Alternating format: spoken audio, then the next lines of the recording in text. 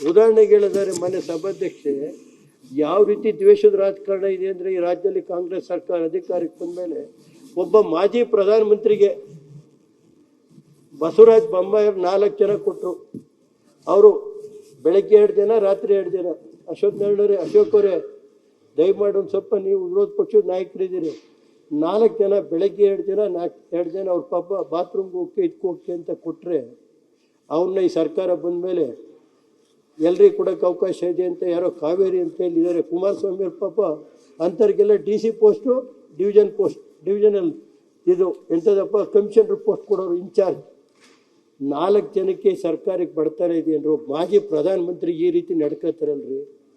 ಬಸವರಾಜ ಬೊಮ್ಮಾಯಿ ಕೊಟ್ಟಂತ 4 ಜನ ಪಾಪ ಕರೆದ್ರು, ದೇವೇಗೌಡರು ಆರೋಗ್ಯ ಮುಖ್ಯ ಅಂತ 4 ಜನ ಅಶ್ವತ್ಥ ನಾರಾಯಣವ್ರು ಕೊಟ್ಟರೆ, ಅದನ್ನು ಇವತ್ತು ವಾಪಸ್ ತಗೊಂಡು ಕಾನೂನಲ್ಲಿ ಅವಕಾಶ ಇಲ್ಲ ಕೊಡೋಕ್ಕೆ ಬರೋಕ್ಕೆ ಅಂತೇಳಿ ಇದನ್ನು ಕಾನೂನು ಲೆಕ್ಕ ಹಾಕ್ತಾರಲ್ಲ. ಎಷ್ಟು ಲೂಟಿ ನಡೀತಾ ಇದೆ, ಎಳೆ ಬಿಡಿಸ್ತೀನಿ ನಾನು ಕಾಯ್ತಾ ಇದ್ದೀನಿ 2 ವರ್ಷದಿಂದ. ಏನು ರೇವಣ್ಣ ಮುಗ್ದೇ ಹೋದಂತ ತಿಳ್ಕೊಂಡವ್ರೆ ಪರಮೇಶ್ವರರೇ. ರೇವಣ್ಣ ಮುಗಿದೋಗಿ 2028ಕ್ಕೆ ರೇವಣ್ಣದ್ದು ಏನು ಅಂತ ಶಕ್ತಿ ತೋರಿಸ್ತೀನಿ. ನೀವು ಡೆಪ್ಟಿ CM ಇದ್ದರೆ, ನಾನು ಮಂತ್ರಿ ಇದ್ದೆ. ಡೆಲ್ಲಿ ಒಳಗೆ ಏನು ನಡೀತೋ ರೇವಣ್ಣನ ಮುಗಿಸ್ಬೇಕು ಅಂತ ಡೆಲ್ಲಿ ನಾನೇನು ಕೇರ್ ಮಾಡಲ್ಲ. ಏನು 2028 ನೋಡೋಣ, ಅದೊಂದು ಎಲೆಕ್ಷನ್ ಚಾಲೆಂಜ್ ಮಾಡಿ ಅಲ್ಲಿವರೆಗೆ ರಾಜಕೀಯದಲ್ಲಿ ಇದ್ದು ನೋಡೋಣ. ನನಗೆ ಗೊತ್ತಿದೆ, ನಾನು ಯಾರ ಬಗ್ಗೆ ಮಾತಾಡೋಕ್ಕೆ ಹೋಗಲ್ಲ. ಇವತ್ತು ಯಾವ ರೀತಿ ನಡೀತಾ ಇದೆ, ವಿರೋಧ ಪಕ್ಷದ ದಮನ ಮಾಡಬೇಕು ಅಂತ ಇದೆ. ಇವತ್ತು ಉದಾಹರಣೆಗೆ ಹೇಳಿದ್ರೆ ಪರಮೇಶ್ವರಲ್ಲಿ ಕೂತವ್ರೆ, ನನ್ನ ಮೇಲೆ ಬೆಂಗಳೂರಿಗೆ ಕರ್ಕೊಂಬಂದು FIR ಹಾಕ್ಸಿದ್ರಲ್ಲ ಸರ್. ಯಾವ್ದಾದ್ರು ಫೋಟೋ ಇತ್ತ ನಂದು, ಯಾವ್ದಾದ್ರು ಇದಿತ್ತ, ನಾನು ಮಾತಾಡಿರೋದು ಯಾವ್ದಾದ್ರು ಕ್ಯಾಸೆಟ್ ಇತ್ತ? ಯಾವ ರೀತಿ ಮಾಡಿದ್ರಿ ನನ್ನ ಮೇಲೆ FIR? ಹೆಂಗೆ ಇರಲಿ ಪರಮೇಶ್ವರನ, ಇದೆಲ್ಲ ನೀವು ದಾರಿ ತೋರಿಸ್ಕೊಡ್ತಾ ಇದ್ದೀರಿ. ಮುಂದೆ ಯಾವ ರೀತಿ ಸರ್ಕಾರಗಳು ನಡೆಸಬೇಕು ಅಂತೇಳಿ ನಾನು ಅದ್ರ ಬಗ್ಗೆ ಪರಮೇಶ್ವರವ್ರ ಬಗ್ಗೆ ನನಗೆ ಗೌರವ ಇದೆ. ಕೆಲವ್ರಿಗೆ ಏನು ಮಾಡ್ತೀನಿ, ಅವ್ರ ಪರಿಸ್ಥಿತಿ ಇವತ್ತು ಇಕ್ಕಟ್ಟಿನಲ್ಲಿದ್ದಾರೆ. ಪರಮೇಶ್ವರವ್ರು ಇಕ್ಕಟ್ಟಿನಲ್ಲಿದ್ದಾಗ ನಾನೇ ಯಾಕೆ ಪಾಪ ಅವ್ರ ಬಗ್ಗೆ ದೂರಕ್ಕೆ ಹೋಗಲಿ. ನಾನು ಹೇಳೋದು ಕೂತ್ಕೊಳ್ರಿ, ಯಾರ್ಯಾರು ಏನೇನು ಅಂತ ನನಗೆ ಗೊತ್ತಿದೆ ಬಂಡವಾಳ.